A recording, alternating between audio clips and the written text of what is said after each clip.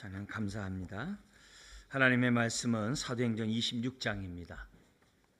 사도행전 26장 19절에서 32절 말씀, 우리 한 절씩 교도하시겠습니다. 19절, 아그리빠 왕이여, 그러므로 하늘에서 보이신 것을 내가 거스르지 아니하고 먼저 다메섹과 예루살렘에 있는 사람과 유대 온 땅과 이방인에게까지 회개하고 하나님께로 돌아와서 회개에 합당한 일을 하라 전하므로 유대인들이 성전에서 나를 잡아 죽이고자 하였으나 하나님의 도우심을 받아 내가 오늘까지 서서 높고 낮은 사람 앞에서 증언하는 것은 선지자들과 모세가 반드시 되리라고 말한 것밖에 없으니 곧 그리스도가 고난을 받으실 것과 죽은 자 가운데서 먼저 다시 살아나사 이스라엘과 이방인들에게 빛을 전하시리라 함이니이다 하니라. 바울이 이같이 변명하며 베스도가 크게 소리내어 이르되, 바울아, 내가 미쳤도다. 내 많은 학문이 너를 미치게 한다 하니, 바울이 이르되, 베스도 각하여, 내가 미친 것이 아니요 참으로 온전한 말을 하나이다. 왕께서는 이 일을 아시기로 내가 왕께 담대히 말하노니 이 일에 하나라도 아시지 못함이 없는 줄 믿나이다. 이 일은 한쪽 구속에서 행한 것이 아니니이다. 아그리빠 왕이여, 선지자를 믿으시나이까? 믿으시는 줄 아나이다. 아그리빠가 바울에게 이르되, 내가 적은 말로 나를 권하여 그리스도인이 되게 하려 하는도다. 바울이 이르되, 말이 적으나 많으나 당신뿐만 아니라 오늘 내 말을 듣는 모든 사람도 다 이렇게 결박된 것 외에는 나와 같이 되기를 하나님께 원하나이다 하니라. 왕과 총독과 베니게와 그 함께 앉은 사람들이 다 일어나서 물러가 서로 말하되, 이 사람은 사형이나 결박을 당할 만한 행위가 없다 하더라. 이에 아그리빠가 베스도에게 이르되, 이 사람이 만일 가이사에게 상소하지 아니하였더라면 석방될 수 있을 뻔하였다 하니라. 아멘. 아멘. 우리는 지금 바울이 총독과 왕 앞에서 자기를 변론하면서 복음이 무엇인지, 복음이 무엇인지를 변론하는 것을 통해서 우리가 믿는다고 했을 때 믿음의 대상이 누구이며, 또 우리가 믿음을 갖고 있는 사람은 예수 그리스도를 단지 구세주만이 아니라 나의 주님으로 섬겨야 한다고 하는 여러 가지 믿음에 관한 이런 진리의 말씀을 우리 지난주와 그 지난주에 거쳐서 우리가 살펴봤습니다. 오늘은 동일한 이 바울의 변론 속에서 이 믿음이라는 이 주제를 가지고 계속 말씀을 나누기 원하는데요. 19절부터 23절에서는 내가 믿는 믿음의 내용이 뭔지, 우리가 믿음의 대상인 예수 그리스도를 믿지 않습니까? 그래서 믿는다는 건 인격적인 관계를 맺는 거라고 우리가 알았습니다. 그런데 우리가 믿는 그 예수님이 어떤 분인지를, 그 내용에 대해서 오늘 이 본문을 통해서 우리가 좀 살펴보기 원하고, 내가 무엇을 믿고 무엇을 전해야 하는가, 그걸 우리가 첫 번째 우리가 살펴볼 뿐만 아니라 또 24절부터 32절에서는 하나님의 말씀을 우리가 들을 때 어떤 마음의 태도로 하나님의 말씀을 받아야 하는지, 어떻게 이 말씀 앞에 믿음으로 반응해야 하는지를 우리 뒷귀절 24절 이하에서 통해서 살펴보려고 합니다. 먼저 우리 이제 첫 번째 우리가 살펴볼 것은 우리가 23절까지 무엇을 믿고 무엇을 전해야 하는가. 바울은 자기의 이 변론을 통해서 나는 부활의 목격자로서 부활을 증거하지 않을 수가 없다. 그러면서 내가 높은 자나 낮은 자 앞에서 이렇게 담대히 전하는 것은 하면서 23절, 24절 때문이라고 바울은 자신이 믿고 또 전하는 내용을 22절, 23절에 설명하고 있습니다. 우리 한 번 더 22절, 23절 읽겠습니다. 하나님의 도우심을 받아 내가 오늘까지 서서 높고 낮은 사람 앞에서 증언하는 것은 선지자들과 모세가 반드시 되리라고 말한 것밖에 없으니 곧 그리스도가 고난을 받으실 것과 죽은 자 가운데서 먼저 다시 살아나사 이스라엘과 이방인들에게 빛을 전하시리라 함이니이다 하니라. 여러분, 지금 바울이 믿고 전했던 내용이 지금 23절에 있어요.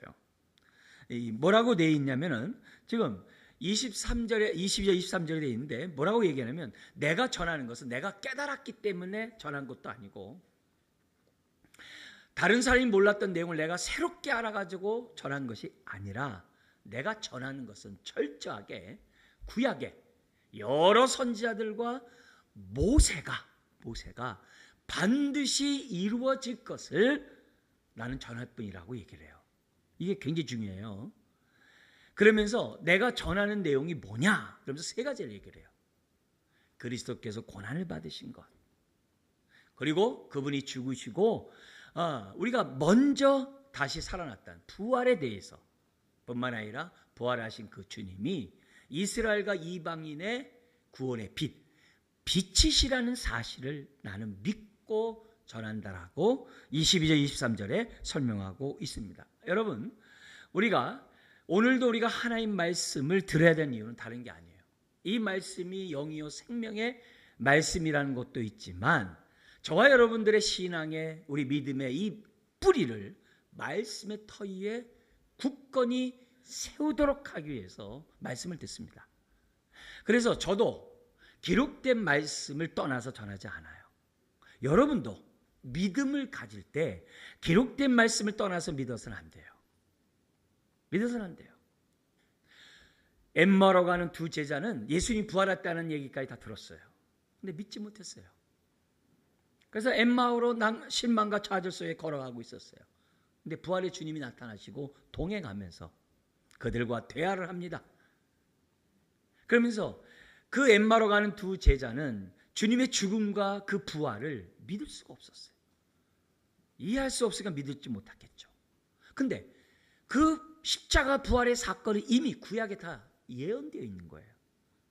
여러 선지자들과 모세를 통해 모세 오경에 십자가 부활이 기록되어 있잖아요.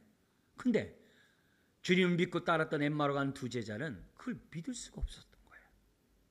머리는 알는지 모르겠죠. 근데 믿을 수가 없었어요. 근데 그런 두 제자에게 주님이 십자가에 죽으시고 3일 만에 부활해야 될 것을 의심 많은 도마에게 손가락을 보이면서, 손을 보이면서, 옆구리를 보이면서 믿음의 없는 자가 되지 말라 이렇게 하지 않았어요. 우리 부활의 주님이 엠마오로 가는 부활을 믿지 않고 가는 그 두 제자에게 구약에 있는 말씀을 풀어 예수님이 그리스도가 해를 받으시고 3일 만에 부활해야 할 것을 증거하셨다라고 기록되어 있어요. 그리고 나서 이제 주막에서 더 계속 얘기하는 가운데 주님이 이제 그들 앞에서 자신의 모습을 보여주고 주님은 사라졌어요. 그때 두 제자들이 얘기하죠. 길에서 우리들에게 얘기할 때 우리 마음이 뜨겁지 아니하더냐. 예수님은 자신이 부활한 것을 손과 옆구리를 통해서 보이지 않았어요. 기록된 말씀을 통해서 그 주님의 십자가의 죽으심과 부활이 성취되었음을 예수 그리스도를 통하여 증거하셨다는 거예요. 이거는 신앙생활하는 데 있어서 가장 기본이 되는 뼈대입니다. 그래서 항상 내 믿음이 말씀의 터 위에 깊게 뿌리를 내리셔야 돼요. 기록된 말씀에 따라 믿으셔야 돼요. 내 경험이 앞서면 안 돼요. 다른 사람의 말이 앞서도 안 돼요. 내가 기록된 말씀을 통해 확인해야 돼요. 목회자인 저가 여러분들에게 우리 2달 동안 이제 성경 읽기 말 집중적으로 왜 하는 겁니까? 어떻게 하든지 말씀의 터 위에 깊게 뿌리를 내리라고. 들어서 하는 믿음은 위험해요. 왜냐하면 좋은 것만 아멘 하거든요. 회개하라든지 책망의 메시지들은 한쪽이 듣고 한쪽 흘러버리거든요. 나한테 유익한 것만 아멘 하는 게 죄성이에요. 그리고 믿는다고 해요. 그건 믿는 게 아니에요. 믿음은 인격적이신 예수 그리스도를 믿는 거예요. 그분과 인격적인 관계를 맺는 거예요. 그리고 그분의 입에서 나오는 말씀에 내가 복종하면서 살아가는 것이, 주되심을 고백하며 살아가는 것이 믿음이에요. 근데 여전히 내가 주인이 되고 내가 중심이 되고 하나님 말씀을 듣으려 내가 마음대로 이렇게 잣대질 해가지고서 내가 믿을 건 믿고 믿지 않을 건 벗어버리고, 그건 믿는 게 아니에요. 그건 믿는 게 아니에요. 그렇기 때문에 이런 집중 시간을 통해서 하나님 말씀이 무엇인지를 더 알자는 거예요. 왜요? 피상적으로 사람들이, 너무 많은 사람들이 신앙생활을 하고 있거든요. 신앙생활을 기록된 말씀에 의해서 신앙생활하는 게 아니라 들어서 아는, 들어서 심지어 은혜 받은 그걸 가지고 믿음 생활을 하거든요. 위험해요. 위험해요. 올바른 균형 잡힌 신앙을 갖기가 어려워요. 그런 신앙은 하나님 말씀에 집중하지를 못해요. 하나님 말씀을 이렇게 사모하지를 않아요. 하나님 말씀을 능동적으로 다가가지 않는단 말이죠. 그런 의미에서 우리가 지금 바울이 믿고 전했던 요 태도, 예수님이 엠마오란 두 제자에게 하셨던 그 방식을 놓치면 안 됩니다. 놓치면 안 됩니다. 자, 그러면서 오늘 이 바울이 얘기하고 믿고 전했던 그 내용, 그 23절, 거기 세 가지가 있다고 했어요. 하나씩 좀 보면은 그리스도가 고난을 받으실 것을 자기는 믿고 전했다는 거예요. 이 말이 무슨 말이에요? 여기 그리스도는 기름 부음 받은 자라는 뜻이잖아요. 문자적으로는 누구에게 기름 부은 거예요? 하나님의 뜻을 이루기 위해서, 하나님의 구원의 뜻을 이루기 위해서 예수 그리스도가 기름 부음 받은 하나님의 메시아라는 거죠. 구세주라는 거죠. 구원자라는 거죠. 근데 그 구세주가 뭘 해야 된다는 거예요? 고난을 받아야 한다는 거예요. 근데 중요한 건 이게 뭐예요? 구약에 이미 예언되어 있다는 거예요. 그것을 바울이 믿은 거예요. 뭘 통해서요? 예수님의 부활의 사건을 통하여 예수님의 십자가 부활이 구약의 예언을 성취한 것임을 믿었다는 거예요. 여러분, 예수님이 힘이 없어서 로마 총독에 의해서 십자가에 못 박힌 게 아니에요. 예수님은 빌라도 총독 앞에 얘기했어요. 12영이나 더 되는 하나님의 군대를 가지고 로마를 다 쓸어버릴 수 있다고 했어요. 여기 12영은 뭐냐면 한 군단의 표시예요. 로마 군단의 그 표시예요. 그 표현이에요. 그거보다 더 많은 군사로 다 할 수 있다. 그러나 그것이 예수님이 이 땅에 온 목적이 아니에요. 왜요? 예수님은 정치적으로 이스라엘을 독립시키러 오신 분이 아니잖아요. 죄와 사망의 권세에서 건지기 위해서 오셨지, 일시적인 순위가 바뀌는 지배자가 다시 피지배자, 그런 게 아니잖아요. 그래서 저와 여러분들이 구원하기 위해서는 그리스도가 고난을 십자가에서 죽어야만 한다는 게 하나님의 방식이에요. 예수님이 힘없어서 로마에게 죽은 게 아니고, 또 예수님이 갑자기 와서 보니까 치근한 마음이 생겨가지고 내가 죽어야 되겠다, 그것도 아니고, 예수님이 죽는 그 모든 고난은 이미 구약에 예언된 하나님의 뜻이었다는 거예요. 그 뜻에 순종하기 위하여 주님은 고난을 기꺼이 받으셨다는 것이 바울이 믿는 거고, 우리가 전해야 될 내용이라는 사실을 잊어서는 안 돼요. 그래서 그리스도의 고난 없이, 우리는 걸 좁은 말로 십자가 없이 구원이 없어요. 이게 우리가 믿어야 될 내용이고 전해야 될 내용인 거예요. 여러분, 이것을 믿으십니까? 네? 이걸 믿지 않으면 믿음이 아니에요. 또 하나가 뭐 있어요? 그리스도가 죽은 자 가운데서 먼저 다시 살아나사를 믿고 전했대요. 근데 주님의 부활, 먼저 다시 살아났다는 이 부활이 구약에 예언되어 있어요. 선지자들이 여러 군데서, 모세오경에도 있어요. 그래서 사두개인, 부활을 믿지 않는 사두개인이 예수님을 부활 논쟁을 했을 때 모세오경의 말씀을 가지고 주님이 답변하셨어요. 주님이 부활한 거, 예수님이 갑자기 이렇게 부활한 게 아니라, 또 많은 어떤 사람들이 의심하듯이 주님이 기절했다가 선선한 데서 정신이 차리셔서 무덤문을 열고 이렇게 나오셔가지고 나 부활했다, 죽은 게 아니라 기절했다가 뭐 그런 것을 주장하고 믿는 사람들도 있다고 그래요.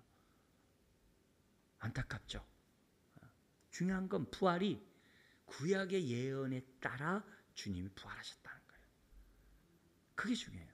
그러면서 부활함으로 뭐가 증명된 거예요? 부활은 뭐 너무 많아요. 증명된 게 너무 많아요. 그러나 기본적으로 알아야 될 뼈대가 있어요. 뭐냐? 주님이 부활했기 때문에 뭐가 증명된 거예요? 예수님이 죄가 없음과 예수님이 저와 여러분들의 죄를 대신 짊어진 것을 하나님이 받으셨다는 증거가 부활이에요. 그게 부활이에요. 부활이 없으면 죄사함이 없어요. 의롭다함이 없어요. 하나님의 자녀됨이 없어요. 구원이 없어요. 구약에서는 우리 제사제도에서도 우리가 보잖아요. 대속죄일 날 대제사장이 딱 한 번 지성소로 들어가세요. 지성소로 들어가요. 백성의 모든 죄를 대신 죽은 그 짐승의 피를 가지고 가요. 그 자리에 가서 나오면 하나님의 백성의 죄를 다 용서했다는 증거가 대제사장이 살아나오는 거예요. 그게 부활이에요. 그런데 살아나오지 못하고 그 자리에서 죽을 수도 있어요. 죽어요. 왜요? 백성들의 죄가 너무 관영하고 대속죄일 날 드리는 그 피가 하나님 앞에 가증스러울 때 죽어요. 살아나오지 못해요. 그러면 백성들은 하나님께 죄사함 받기 위해서 그 시간 이후로 한 주간 애곡하고 통곡할 수밖에 없는 거예요. 대제사장이 나와야지만 용서의 기쁨 속에 한 주간이 축제의 시간이 되는 거예요. 그게 다 부활의 증거예요. 그래서 주님이 부활함으로 그것이 증명됐다는 것을 성경 우리들에게 보여줘요. 뿐만 아니라 먼저 다시 살아나사라는 말을 통해서 뭘 또 우리가 알아야 돼요? 주님이 먼저 부활하신 것은 부활의 첫 열매가 되시겠다는 거예요. 그래서 예수 그리스도를 믿는 모든 자는 예수님처럼 육체의 부활이 있다는 거예요. 그걸 우리들에게 보여주신 그 사건이 부활의 사건이에요. 그래서 부활은 저와 여러분들 또한 부활한다는 증거예요. 부활한다는 증거예요. 우리가 예수 그리스도를 믿을 때 우리의 영이 살아나죠. 그래서 허물과 죄로 죽었던 너희가 살아났도다 그렇게 하는 거예요. 그러나 이 육체의 부활은 예수님이 첫 열매가 되셨기에 저와 여러분들은 어떻게 돼요? 당연히 부활할 것이라는 그 증거가 주님의 부활 모습이에요. 요거는 눈에 겉으로 보이는 사건이에요. 십자가와 부활의 사건을 통해 죄사함과 의롭다함 받으다가 요거는 그 겉으로 난 사건이에요. 구원의 사건이에요. 근데 그 이면 있잖아요. 그 이면. 성령이 이 땅에 오신 목적이 죄에 대하여 의에 대하여 세상 임금의 심판에 대해서 증거하게 오셨다 그러잖아요. 거기 이면이 뭐가 있어요? 십자가의 부활의 사건 이면에는 세상 임금이 심판받았다는 증거예요. 그게 부활이에요. 심판받는 거예요. 그래서 사탄은 죄와 사망의 권세를 가지고 사람을 종로로 시키고 있거든요. 죽음의 두려움으로 자꾸 잡아가고 있거든요. 그런데 주님이 죽고 부활함으로 죄와 사망의 권세에서 두려워하고 무서워하며 마귀가 원하는 대로 살아가는 그런 자들을 자유케 해방시킨 사건이 바로 십자가 부활이라는 거예요. 그래서 부활됨으로 뭐가 증명된 거예요? 예수님은 생명의 주요, 예수님은 죄와 사망의 권세를 가진 사탄을 심판하셨음이 증명된 게 부활 사건이에요. 이걸 바울이 믿고 전했다는 거예요. 여러분, 주님의 부활을 믿으십니까? 믿으셔야 돼요. 믿을 때 저와 여러분들이 주님과 하나가 돼요. 주님이 내 안에, 내가 주님 안에. 하나가 되면 어떤 축복이 있어요? 예수님 안에 있는 모든 은혜와 신령한 복이 내 것이 돼요. 성경에 있는 축복이 다 나에게로 들어오는 거예요. 그게 믿음이에요. 그게 주님과 하나 되는 그게 믿음이에요. 그 얘기를 지금 바울이 믿고 전한다 이게. 우리도 또한 똑같아야죠. 그래서 세 번째 얘기한 게 뭐였어요? 이스라엘과 이방인들에게 뭐가 된다고요? 빛을 선하시리라. 이 빛이란 말은 구원의 빛이겠죠. 그러니까 예수님이 어떤 분이라는 거예요? 죽으시고 부활하신 그분이 이 세상의 구원의 빛이 되셔서 이스라엘과 이방인과 차별 없이 다 뭐예요? 구원의 빛을 발하신다. 그러므로 이 복음을 듣는 사람들이요, 마음문을 열고 예수 그리스도를 믿음으로 빛으로 나오십시오 라고 바울이 지금 뭐예요? 믿고 전한다라고 성경 우리들에게 말씀하고 있어요. 여러분, 복음은 이방인과 이스라엘과 차별이 없어요. 주인과 종의 차별이 없어요. 그 말을 다른 말로 하면 모든 자들은 로마서 3장 23절인 것처럼 다 죄 아래 있고 하나님 앞에 이르지 못해요. 하나님의 심판을 피할 수가 없어요. 어둠 아래 있어요. 사망 권세 아래 있어요. 그래서 구원을 받아야만 해요. 그래서 예수님이 구원의 빛으로 오셨다라고. 모든 자들이 어둠에 있기 때문에 오셨다라고 성경 우리들에게 말씀하고 있는 거예요. 그러므로 우리가 복음을 믿는다라고 했을 때 이 세 가지를 믿으셔야 돼요. 그리고 내가 전할 때마다 이 세 가지를 전해야 한다는 사실을 저와 여러분들이 잊어서는 안 돼요. 자, 그러면서 이 빛 앞에는, 복음 앞에는 저항이 있다는 거예요. 저항이 있다는 거예요. 그래서 그 저항이 있다는 것을 갖다가 21절 이하에 설명해요. 바울이 뭐라고 그래요? 21절에 내가 이렇게 복음을 전하니까 유대인들이 성전에서 나를 잡아 죽이고자 했다. 죽이고자 했다. 복음이 선포되는 곳에는 저항이 있어요. 여러분, 이게 널판지 같은 거 2개 붙잡아 놓고 박수를 쳐보려고 해보세요. 공기 저항이 있는 걸 느낄 거예요.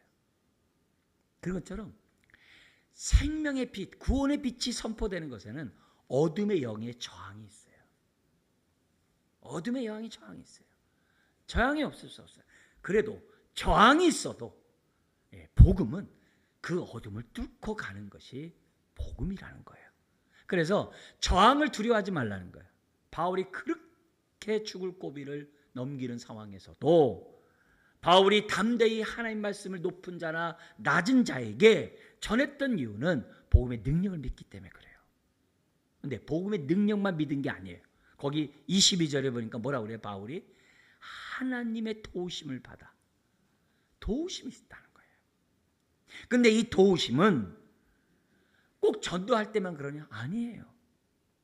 믿음으로 살아갈 때마다 하나님의 도우심이 있어야만 해요. 왜요? 그래야 어둠을 이기거든요. 그래야 어둠이 이기거든요. 여러분, 복음이 전파되는데 가장 큰 저항이 어디에 있나요? 누구인가요? 성경에서 눈이 강조하는 게 뭐예요? 사단이 자신의 견고한 진을 어디다 치고 있다고 그래요? 저 멀리 북극성에 무슨 어떤 안 보이는 음침한 데 세우나요? 아니에요. 사탄은 자기의 견고한 진지를 바울에 얘기하면 어디다 하냐면요, 우리들의 생각 안에다 집어넣대요. 우리들의 마음 안에 집어넣대요. 특히 어디요? 우리 옛사람에게 딱 집어넣어놨대요. 그래서 우리 안에는 늘 옛사람과 새사람이 싸워요.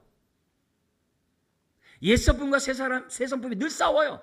왜? 사단이 나의 옛사람에게 견고한 진을 쳐놨거든요. 복음을 받아들이지 못하도록. 내 생각이 복음에 복종하지 않도록 세상 가치관을 가득 집어넣었거든요. 내 안에 있는 탐욕과 정욕으로 가득 채워놨거든요. 복음을 저항하라고. 그래서 복음이 선포되는 것의 가장 큰 저항이 나고 나의 옛사람이에요. 이걸 우리가 인지하지 않으면 하나님 말씀을 들을 때 한쪽 귀로 한쪽 귀로 흘러가 버려요. 내가 다 아는 내용이네. 내가 또 아는 건데. 하나님 말씀을 사마없이 그냥 머리로만 듣고 끝나버려요. 믿음의 역사를 경험하지 못해요. 시편 19편이나 119편은 하나님 말씀을 펼 때 그 빛이 우리 영에 비춘다 그랬어요. 말씀을 들을 때 우리의 태도가 빛이 들어오는 마음으로, 믿음으로 마음을 열고 아멘해야 돼요. 내 안에 있는 어둠, 그게 어떤 게 있어요? 잘못된 세상의 가치관 같은 것들을 빨리 몰아내야죠. 세상에는 짝퉁 빛이 굉장히 많아요. 짝퉁 빛이 너무 많아요. 그래서 요한복음 1장에서는 예수님을 참 빛이시라고 얘기를 해요. 어떤 짝퉁 빛들이 많아요? 우리 성경에 있는 로마 시대 때 로마 황제가 빛이래요. 그리고 로마가 통치하는 시대가 진정한 평화의 시대래요. 그래서 팍스 로마노라고 얘기를 해요. 근데 그 평화는 어떤 평화예요? 반역함 십자가에 못 박아 죽임으로 군사력으로 압제한 평화예요. 군사력에 의한 질서예요. 외적으로는 평화로운지 모르지만 심령으로 평안한 게 아니에요. 그게 여러 왕들의 얘기예요. 다 왕들이 내가 빛이래요. 다 그렇게 얘기합니다. 근데 세상적으로 아찔한 시절이 있었죠. 그게 17, 18세기에 계몽주의예요. 계몽. 우리나라도 계몽 사상 많이 하죠? 많이 했어요. 일제시대 때도 많이 하고 뭐 했어요. 근데 이 계몽이라는 말이 다른 게 아니거든요. 이성이 빛이라는 거예요. 그래서 계몽주의들이 일어났던 그 프랑스나 이런 데가 십자가 다 거꾸로 박아놨어요. 신은 하나님이 아니라 이성이라는 거예요. 이성이 참된 빛이라고 하는 게 그게 계몽주의예요. 그게 오늘날에 여전히 생각 속에 있는 거예요. 이런 세상에서 예수님만이 참 빛이고 그분만이 죄와 사망에서 우리를 구원해 주시는 구세주라는 이 사실을 저 사람들이 믿는 거예요. 그리고 전하는 거예요. 참 빛을. 참 빛을 영접하라고 전하는 것이 우리들이 하는 거죠. 오늘날 저와 여러분들이 그런 저항이 있다 할지라도 두려워하지 말 것은 하나님의 도우심이 있기 때문에 우리는 바울처럼 담대하게 그런 저항들을 맞서가면서 먼저 나부터 죽이고 옛사람을 죽이고 맞서가면서 바울처럼 우리가 믿음 바를 전해야 한다는 것이 오늘 첫 번째 우리 주는 교훈이에요. 또 하나 우리 24절에서 23절은 어떻게 이 말씀 앞에 우리가 믿음으로 반응해야 되는지를 우리가 살펴보는데 무엇보다도 이 총독과 왕처럼은 하지 말자는 거예요. 근데 이 총독과 왕과 같은 이 태도가 예수 그리스도를 믿는다고 하는 우리들 마음속에도 있다는 거예요. 믿지 않는 사람인 두말할 것도 없고 그래서 믿지 않은 사람들을 생각할 때마다 여기 총독과 왕의 태도를 생각하면서 우리가 전도를 해야 돼요. 믿지 않은 사람을 대해야 돼요. 그러면 도대체 어떤 마음들을 갖고 있기에 사람들이 예수를 믿지 않는가? 안 믿는 이유들을 오늘 이 본문을 통해서 살펴보면서 믿음 없는 자가 아니라 믿는 저와 여러분들이 되어야 될 줄 믿습니다. 먼저 이 바울의 이런 변론을 통해 복음을 들었던 총독과 왕의 반응을 좀 우리가 살펴보려고 하는데 먼저 총독의 반응을 보죠. 24절 같이 한번 읽겠습니다. 바울이 이같이 변명하며 베스도가 크게 소리내어 이르되 바울아 내가 미쳤도다 네 많은 행문이 너를 미치게 한다 하니. 제가 이렇게 낭독했다고 해서 베스도가 이렇게 하지 않았겠죠. 베스도가 얘기할 때 그 말의 이 원문의 분위기는 뭐냐면 바울아 너무 치근하고 너무 어처구니가 없고 너무 안타까움보다도 완전히 그 이제 조롱하는 그런 마음으로 네가 미쳤구나, 네가 미쳤구나. 2번 반복돼요. 미쳤구나, 미쳤구나. 네 많은 학문이 너를 미치게 했구나. 그거예요. 그러니까 바울이 이렇게 얘기하면 조금이라도 양심에 찔림이 돼야 되는데 이 총독은 현실주의자이기 때문에 바울이 아무리 얘기해도 주님이 죽었다 부활했다, 그건 아무 상관없어요. 그냥 미친 것의 하나의 또 하나의 증거에 불과해요. 현실주의자인 이 총독의 입장에서 볼 때는 복음을 전하는 게 우스운 거죠. 자, 근데 누가 미친 자일까요? 여러분, 세상에서는요, 이 세상 사람들이 재물을 막 그렇게 얘기하고 돈을 많이 버는 방법 막 얘기하고 막 유튜브 막 보는 거, 그걸 미쳤다고 얘기 안 합니다. 어떻게 하면 성공할까? 미쳤다고 얘기 안 합니다. 어떻게 하면 장수하고 막 건강할까? 그걸 미쳤다고 얘기하지 않습니다. 세상에서는 재물이나 권력이나 쾌락이나 이런 것들 미쳤다고 얘기하지 않아요. 어떤 거 미쳤다고 그래요? 오늘날도요. 하나님을 얘기하고 영혼을 얘기하고 예수를 믿어야 된다고 하는 이런 얘기하면요, 그냥 한심한 눈으로 봐요. 여러분, 총독 한번 생각해 보세요. 총독 자리에 올라가려고 얼마나 골모술수가 강했고 그 자리에 앉기 위해서 얼마나 투쟁을 했고 했겠습니까?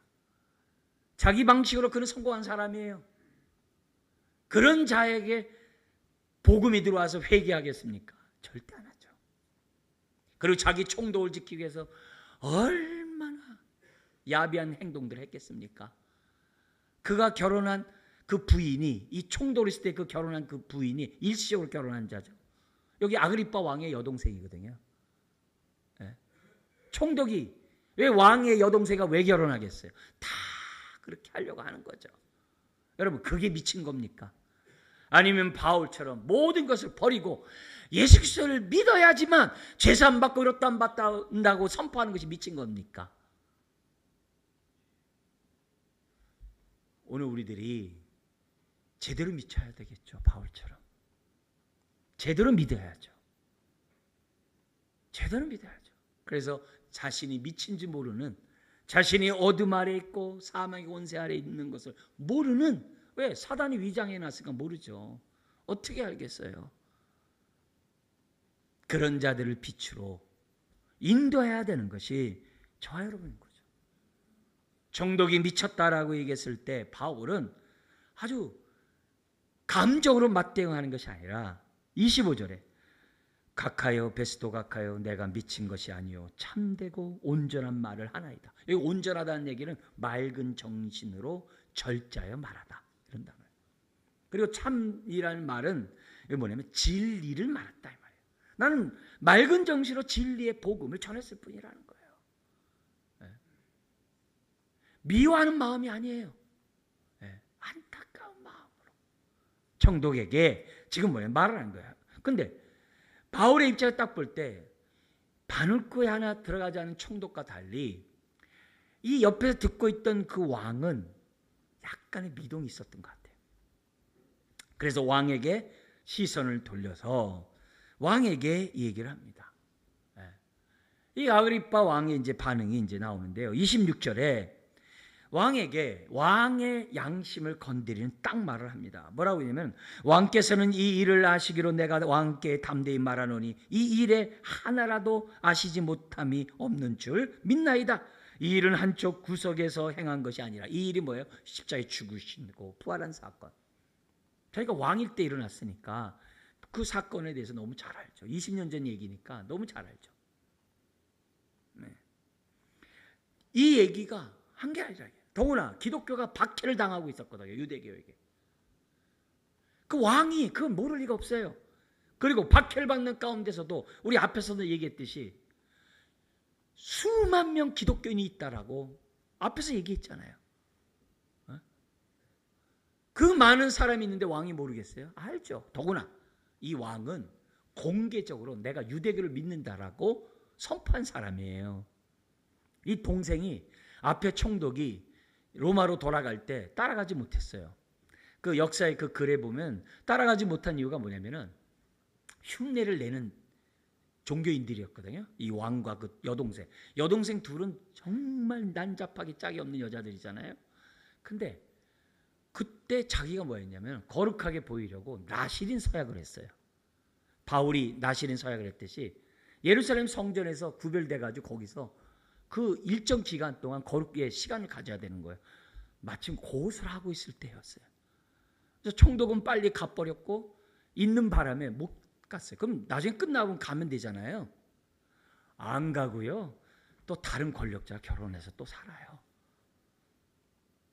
참 요상한 상황이죠. 하여튼 그런 상황이에요. 자, 공개적으로 믿는 사람이었기 때문에 지금 뭐냐면 27절에 아주 간절히 얘기합니다. 왕이요 선지자를 믿으시나이까 믿으시는 줄 알아이다. 딱 얘기를 하는 거예요. 왕이라고 한다면은 당신이 선지자를 믿는다고 한다면 바울이 전하는 게 뭐라 그랬어요? 여러 선지자와 모세가 예언한 것이 예수님을 통해 성취된 것을 자기는 믿고 전한다고 그랬잖아요. 그러니까 선지자를 믿으시는 줄 아나이다. 딱 그럼 그 다음 말이 뭐가 나올지 빤히 알잖아요. 왕이. 지금 설교 들으면서 정신없이 딴 데 생각 있는 사람은 지금 제가 한 말이 뭔 말인지 모르지만 제가 이렇게 계속하고 집중해서 들으신 분은 금방 왕 같은 생각 가질 거 아니에요? 그죠? 그러니까 왕이 그걸 알고 딱 가르쳐 버려요. 그게 28절이에요. 아그리빠가 바울에게 이르되 내가 적은 말로 나를 권하여 그리스도인이 되게 하려 하는도다. 이렇게 얘기해요. 여러분 이게 왕이 설득됐다는 얘기가 아니에요. 조롱하는 얘기예요. 처음부터 똑같이. 그리고 그리스도인은 우린 따뜻하게 느껴지죠. 요때는요 그리스도인이요 비아냥거리는 대명사예요. 일종의 신도 아닌 것이 예수가 부활했다고 얘기하면서 자칭 신이라는 자들을 따라다니는 미친 자들의 집단이 그리스도인이에요. 다 부정적인 얘기예요. 좋은 얘기가 아니에요. 그리스도인은 원래 예수 믿는 사람은 주님이 가신 그 길을 따라가는 자가 호칭이에요. 근데 세상 사람들은 그리스도인이라고 비아냥거리고 조롱하고 무시하고 그게 그 호칭이에요. 그러니까 이 왕은 뭐냐면 내가 저 미치광이와 한 통속이 되라고? 그런 얘기예요. 굉장히 불쾌한 얘기예요. 아주 기분 나쁜 얘기를 지금 왕이 바울에게 지금 하고 있는 거예요. 그러니까 바울이 전한 그 모든 것은 바울이 미쳤다는 거에 대한 하나의 또 다른 증거밖에 안 되는 거예요. 부활을 믿었다고 얘기하는 이런 자체가. 왜? 유대교가 안 믿으니까 지금. 그런 상황인 것을 우리들에게 보여준 거예요. 그런 속에서 바울은 또 총독에게 대했듯이 딱 단정된 모습으로 29절에 정중하게 얘기합니다. 같이 읽어볼까요? 바울이 이르되 말이 적으나 많으나 당신뿐만 아니라 오늘 내 말을 듣는 모든 사람도 다 이렇게 결박된 것 외에는 나와 같이 되기를 하나님께 원하나이다 하니라. 이 말은 뭐예요? 이렇게 잡힌 거 이런 거 묶인 거 빼놓고는 다 여러분들이 그리스도를 구세주인 그리스도를 만나기를 원합니다. 구원받기를 원합니다. 자기 안에 있는 그리스도의 사랑을 나타내는 태도를 갖는 거예요. 이게 뭐냐면 저항 앞에서 우리들이 막 기분 나쁘다고 해서 지옥 가든 마음대로 그렇게 하면 안 되는 거예요. 바울처럼 끝까지 사랑의 마음으로 나처럼 구원받기를 원한다라고 하는 그런 마음들을 가져야 한다는 것을 바울이 우리들에게 보여주고 있어요. 그러니까 지금 이런 자리가 뭔 자리예요? 총독과 왕이, 그러니까 왕이 총독이 이제 부임을 했고 이런 장소에 잔치자리에 일종의 그냥 장인애들 이렇게 즐기면서 한번 그 가운데 하나가 바울의 죄목을 찾아가지고 왕이 총독이 황제에게 제목들을 써야 되잖아요. 그런 걸 쓰기 위한 하나의 빌미로 한 자리거든요. 그러니까 즐기는 자리예요. 근데 바울이 이렇게 정색하면서 얘기하고 하니까 불편하잖아요. 기분 나쁘기도 하고 여러 가지 그렇잖아요. 그러니까 어떻게 돼요? 세상 말로 하면 술맛 딱 끊어진 거죠. 그래서 그들이 그 자리를 파해버립니다. 그러면서 그들이 이런 얘기를 해요. 두 가지 얘기를 해요. 바울은 죄가 없다. 그 얘기예요. 또 하나는 바울이 황제에게 상소한 그 책임을 총독에게 두지 않고 바울의 어리석은 결정에 둬요. 그게 32절이에요. 같이 한번 읽겠습니다. 이에 아그리빠가 베스도에게 이르되 이 사람이 만일 가이사에게 상소하지 아니하였더라면 석방될 수 있을 뻔하였다 하니라. 석방된 것도 아니에요. 뻔하였다.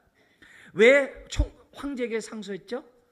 2년 2개월 동안 앞에 벨리스 총독에게 구류당하고 있었잖아요. 근데 이 베스도 총독이 부임하자마자 유대인들에게 잘 보이려고 재판을 갖다가 엉망으로 하려고 하는 거예요. 너 이실 짓고 해라. 이실 짓고 하면 저 예루살렘 가서 너 재판할 거야. 그건 죽이겠다는 거예요. 그러니까 바울이 여기서 이렇게 해서는 내가 안 되겠다 해서 자기 로마 시민권을 가지고 황제에게 상소하겠다라고 한 거거든요. 책임이 누구에게? 그 의롭지 못한 불의한 총독에게 있는 건데 지금 책임을 누구에게 둬요? 바울에게 두고 있다고요. 이들의 대화는 그런 거예요. 자, 그러면 여기서 이 총독과 이 왕의 이 반응을 보면서 세상 사람들이 왜 안 믿는가? 이 사람들이 갖고 있었던 그 생각과 비슷하기 때문에 안 믿는 거예요.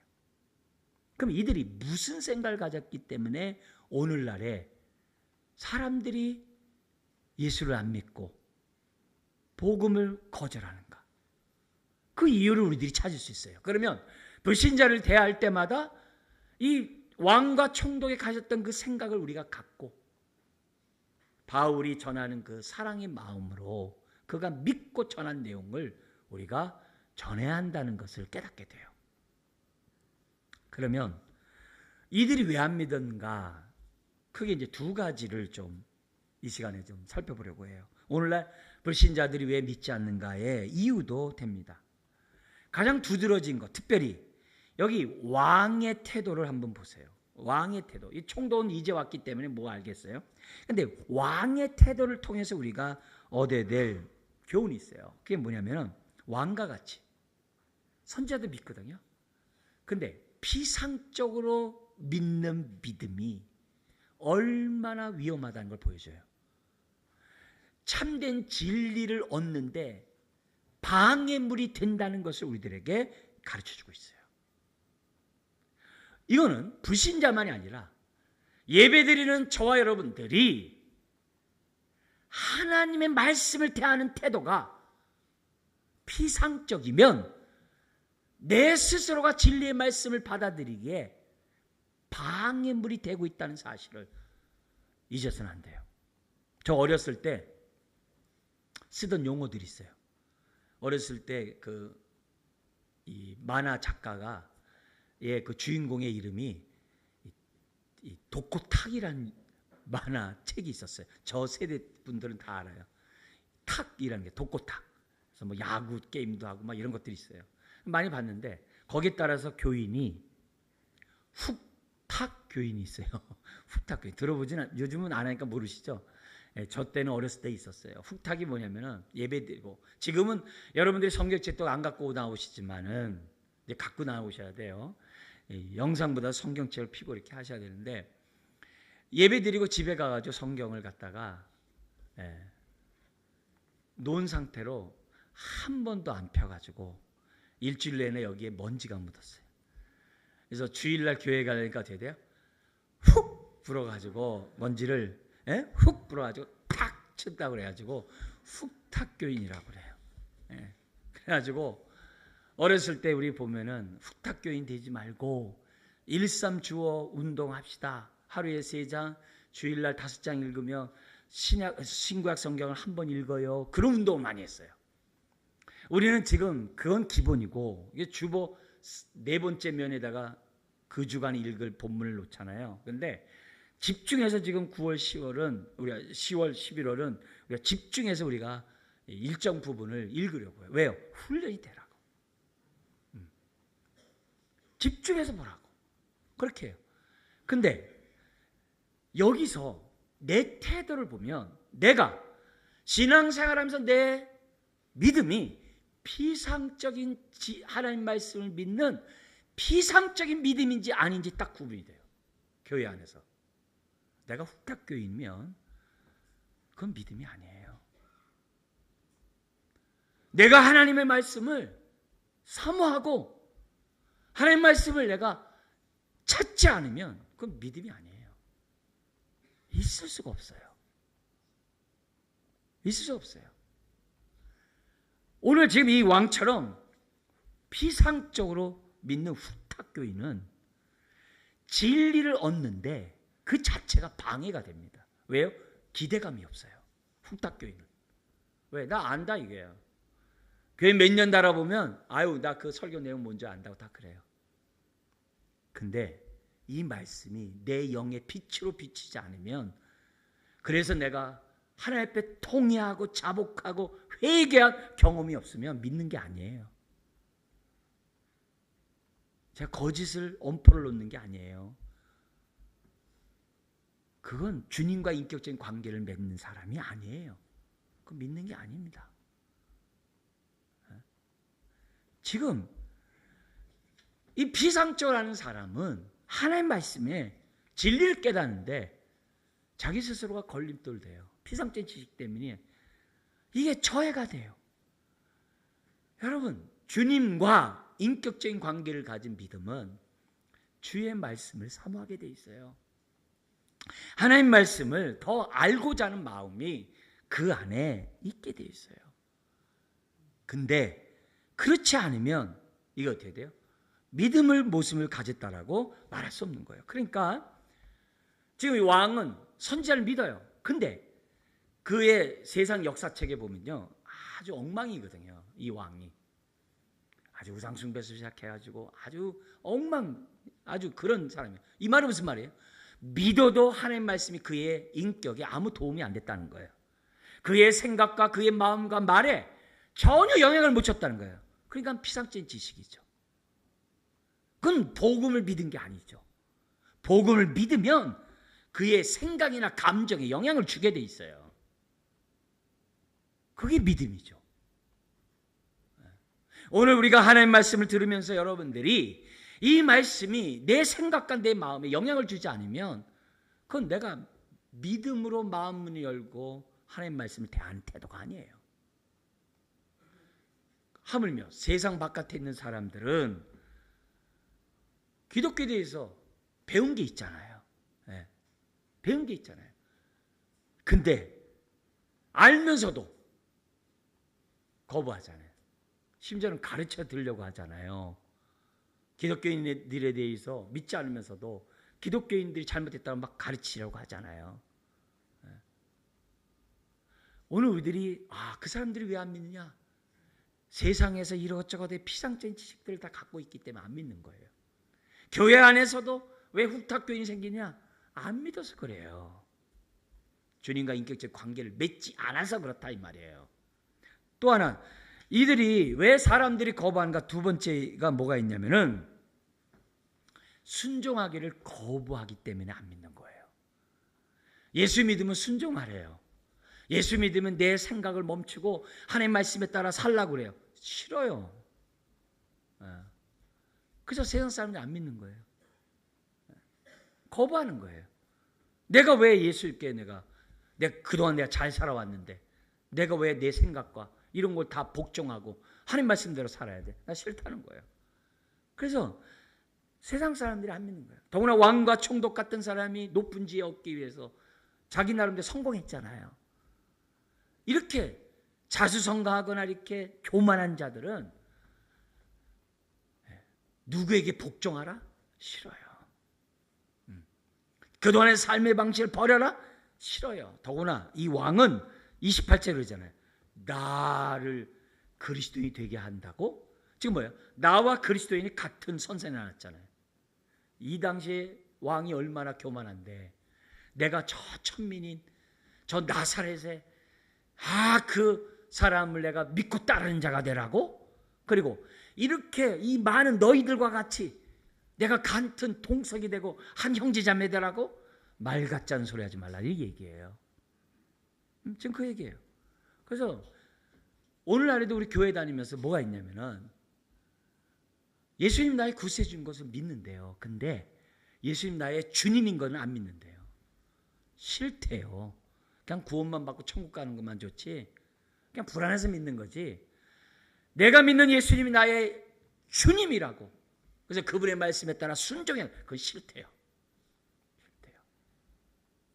그건 믿는 게 아니에요. 왕의 신앙과 다를 바가 없어요. 다를 바가 없어요. 그리스도인을 비아냥거리는 이런 세상 속에서 왕이 그러는, 내가 그리스도인 되라고? 나 싫다는 거예요. 근데 베드로 사도가 있어요. 베드로 사도는요, 기독교인들이 그렇게 무시를 당하고 그렇게 조롱을 당하는 그 그리스도인이라는 그 이름, 그것 때문에 스트레스 받지 말래요. 베드로는. 그래서 뭐라고 그러냐면은 이런 말을 해요. 베드로전서 4장 16절에 만일 그리스도인으로 고난을 받으면 부끄러워하지 말고 도리어 그 이름으로, 그리스도의 이름으로 하나님께 영광 돌리래요. 스트레스 받지 말고. 여러분 지금 직장 생활하거나 교회, 저 바깥 세상 보세요. 교회 다닌다 그러면요, 아주 깔보고 무시하는 그런 게 많아요. 그 이상하게 생각하지 마세요. 오히려 그런 속에서 내가 더 잘하면, 베드로 사도가 뭐냐면 오히려 그가 부끄러워서 하나님 앞에 이실직고 한다고 그랬어요. 그런 것 때문에 나 예수 믿는 건 나 안 믿는 척하는, 그러지 마세요. 자, 그러면서 이렇게 하나님 말씀을 이렇게 믿고 순종을 거부한 사람들의 그 성향이 있어요. 그들의 생각이 있어요. 한번 우리 가운데 그런 생각이 있다면 빨리 버리시기 바라고, 믿지 않는 사람의 생각을 좀 우리가 좀 알게 오는데, 그게 뭐냐면요, 세상 사람이 왜 안 믿느냐? 나를 죄인 취급하는 게 싫대요. 더구나 내가 윤리적 도덕적으로 법 없이도 사는 사람인데 전 만신차이 같이 사는 사람과 똑같이 죄인이라는 그 말이 기분 나쁘대요. 그래서 안 믿는데요. 얘기해서 보면은 죄인으로 간주한 그 모습을 안 믿어요. 오늘 본문에 그러잖아요. 복음은 이방인이나 이스라엘이나 다 똑같이 필요한 거예요. 그래서 안 믿겠대요. 우리 나아만 장군 있어요. 문둥병 환자. 저기 요단강 가서 씻으라고 얘기하니까 기분 나빠서 다시 아람으로 돌아가겠대요. 왜요? 내가 그래도 군대 장관인데 선자가 와가지고 막 상냥하게 대우하고 뭐 높은 채 이렇게 해야 되는데 쳐다도 보지 않고 종을 통해 가지고, 사환을 통해 가지고 저기 요단강에서 7번 씻으라고 하시오. 싫다는 거예요. 가는 거예요. 그래서 안 믿는다는 거예요. 세상 사람. 복종하기 싫다는 거예요. 그걸 불신자들이 받아들이지 못해요. 근데 교회 안에서도요, 내가 세상에서 이런 직업이 갖고 있고 이런 위치가 있는데 날 대접 안 하면요, 기분 나빠하는 사람들이 있어요. 이 시간 믿음 가지시길 주의는 부탁드립니다. 뭔가 차별이 있다고 생각하는 이 자체가 틀린 거죠. 내가 이렇게 학력이 있고 이렇게 능력이 있는데 나를 갖다 똑같이 대우하다니, 그 자체가 예수님 믿지 못하게 하는 거예요. 그리고 또 있어요. 왜 사람들이 믿지 않느냐? 이게 보면은 내가 전적으로 누굴 의탁해야 구원받는다, 이렇게 기분 나쁘대요. 그래도 좀 선한 일도 하고 착한 일도 하고 좀 남도 베풀고 뭐 이러면 구원받는다. 이러면 좋을 텐데, 내가 아무리 선하게 하더라도 그게 구원받는 데 도움되지 않는다, 이게 기분 나쁘대요. 그래서 안 믿겠대요. 이런 일들이 얼마나 많은지 몰라요. 그래서 나는 아무것도 아닙니다, 모든 걸 버리고 이제 십자가만 붙잡다, 그 싫대요. 그런 말들. 인간이 나약해 보이고 싫대요. 다. 교회 안에서 혹시 여러분, 우리가 자랑할 것은 십자가만입니다, 나는 아무것도 아닙니다 라는 그 말이 껄끄럽습니까? 이 시간 마음을 열고 믿으시기 바랍니다. 껄끄러우면 안 돼요. 뿐만이 아니라 또 있어요. 뭐냐면은 아까 얘기했던 절대적인 순복, 이게 진짜 너무 힘든 거예요. 하나님 말씀에서 내가 생각을 딱 멈추고 그 말씀대로 내가 순종한다. 내가 이 감정을 내려놓고 주의 말씀에서, 이게 쉽지 않다는 거예요. 여러분, 오늘 우리가 하나님 말씀의 복음을 믿음을 받아들이지 못한 이런 마음들이 내 안에 조금이라도 하나라도 있다고 한다면 빨리 없애야 합니다. 안타까운 것은 왕과 이 총독은 빛인 그 복음 앞에서 뒤를 돌아버리잖아요. 그리고 어둠으로 가버리잖아요. 그들이 기껏 나눈 얘기는 에이 상소 안 했으면 석방될 터인데 그것뿐만 아니라 오히려 그 순간에 마음을 열고 진심으로 예수를 영접했다면 얼마나 좋았겠어요. 근데 이 왕과 이 총독은 교만하여 자기 마음을 열지 않았던 것을 보게 됩니다. 여러분, 이 설교 시간도 마찬가지입니다. 제가 여러분들에게 믿으라고 그러고 여러분들에게 회개하라고 하는 그것이 제가 하는 얘기가 아니에요. 바울이 하는 얘기도 아니에요. 예수 그리스도께서 저를 통해 말씀하시는 거예요. 그게 하나님 말씀을 듣는 태도예요. 네? 평가라고 앉아있는 게 아니에요. 여러분의 머리에 지식을 더하기 위해서 앉아있는 것이 아니에요. 참비신 주님과 인격적인 관계를 맺으라고 이 자리에 있는 거예요. 저는 그분께 지금 중매하고 있는 거예요. 네? 우리가 살아있는 참 믿음을 갖고 우리가 믿되 여기 나온 것처럼 그리스도의 십자가와 부활의 사건, 사망 권세가 이 파했고 이스라엘과 이방인 모든 자에게 참비신 예수 그리스도를 우리가 믿고 전하는 저와 여러분들, 우리 2달 동안 시작되는 이 집중 우리 말씀 읽기에 여러분 후탁교인처럼 되지 말고 아주 사모함으로 말씀 앞에 바짝 다가서는 우리 이 기간 되길 주의 이름으로 축원합니다. 기도하겠습니다. 하나님 아버지, 오늘도 우리들이 선입감에 따라서 피상적인 지식으로 하나님 말씀 대하지 않게 하여 주옵소서.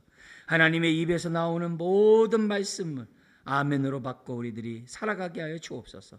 무엇보다도 기록된 이 말씀 위에 믿음의 뿌리를 깊게 내리는 주의 자녀들 되게 하여 주옵소서.